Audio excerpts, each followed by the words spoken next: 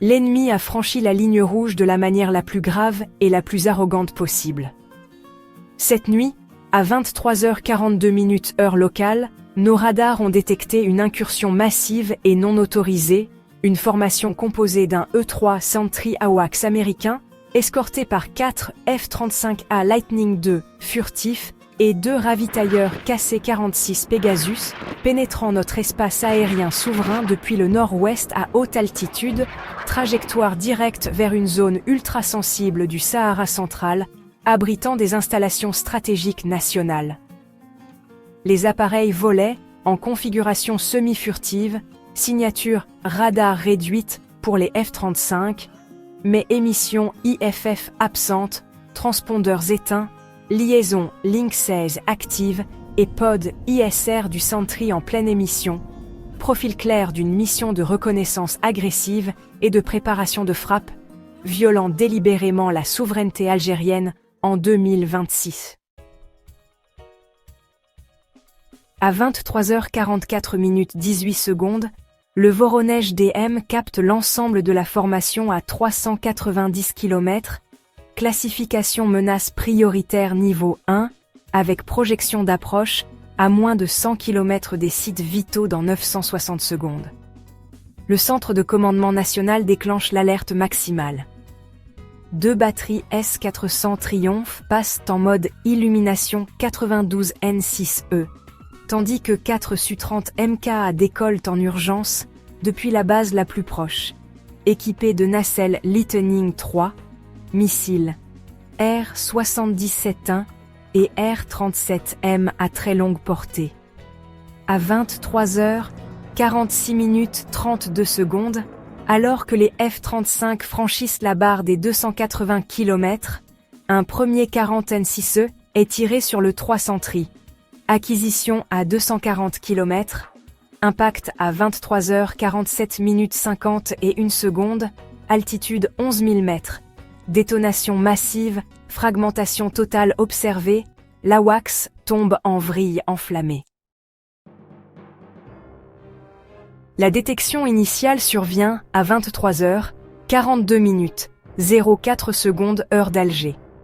Le radar Voronezh DM, déployé en position septentrionale, avancé dans la wilaya d'Oran, capte une formation complexe à 390 km au nord-ouest, altitude moyenne 11 500 mètres, vitesse 460 nœuds, trajectoire pénétrante rectiligne vers le secteur ultra-sensible de Tindouf Regan.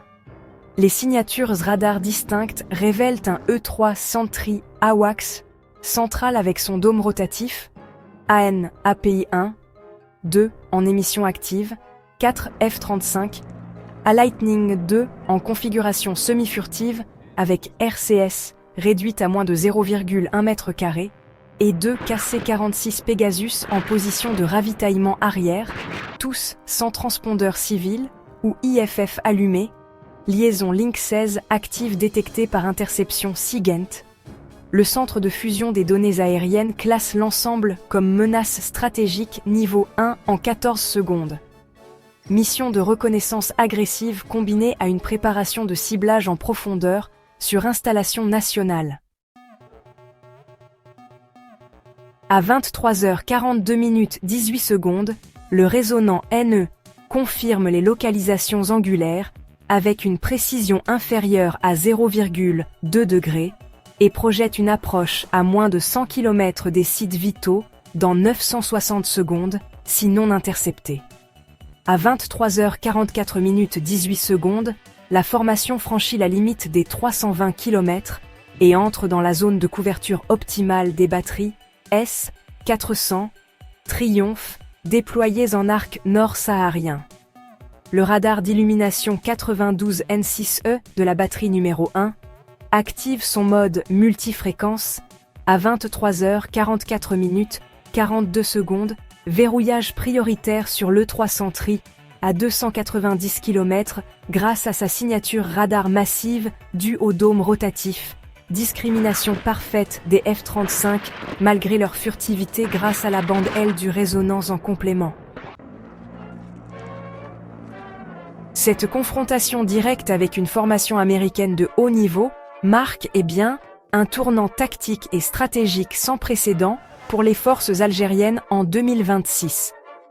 Le Voronezh DM et le résonant NE ont assuré une détection précoce et une classification multicouche de l'ensemble, AWACS central massif, F-35 furtif en escorte, ravitailleur en soutien, permettant de discriminer les menaces malgré les efforts de réduction de signature radar des Lightning et l'absence totale d'IFF.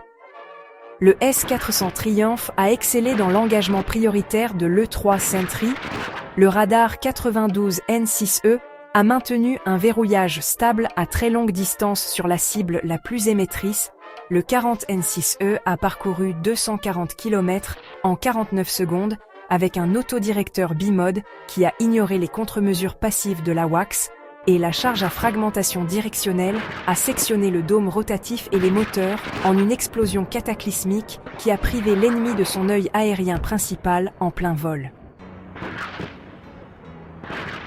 Les Su-30 MKA ont démontré une supériorité écrasante en chasse de nuit, décollage en moins de 110 secondes, verrouillage radar actif, N011M, BARS, combiné à infrarouge via nacelle, lightning. 3 malgré les brouilleurs AN/ASQ 239, des F-35 tirs multiples de R-37M hypersoniques à guidage inertiel et radar terminal qui ont percé les défenses furtives et abattu 3 Lightning en moins de 40 secondes. La décision de ne pas poursuivre le 4e F-35 et les KC-46 a préservé la maîtrise de l'escalade, tout en envoyant un message clair. L'Algérie punit proportionnellement mais sans hésitation.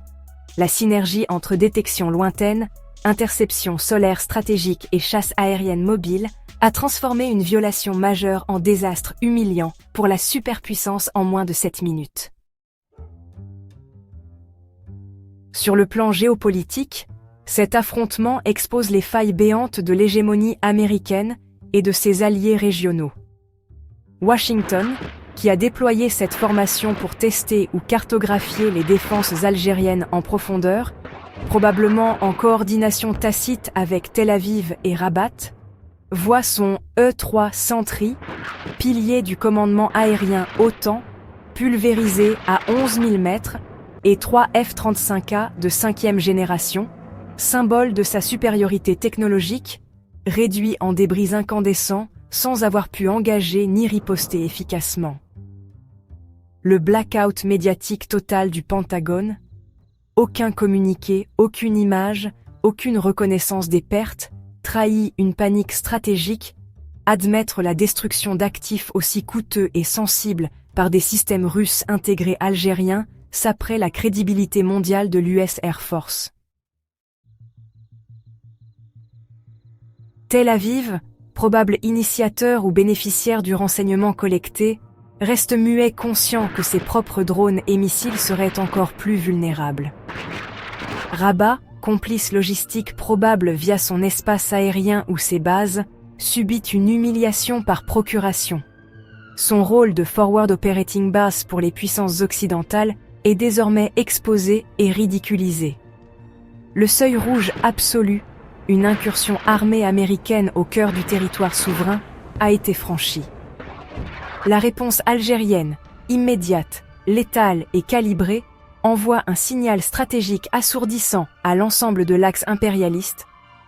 L'Algérie ne tolère plus les provocations masquées sous couvert de liberté de navigation aérienne. Elle frappe sans peur ni faveur, même face à la première armée du monde. Les traînées de kérosène enflammé, les cratères de débris Lockheed Martin et Northrop Grumman éparpillés dans le désert, les carcasses tordues comme trophées macabres de l'arrogance vaincue, incarnent la souveraineté algérienne restaurée par la force brute et la précision absolue.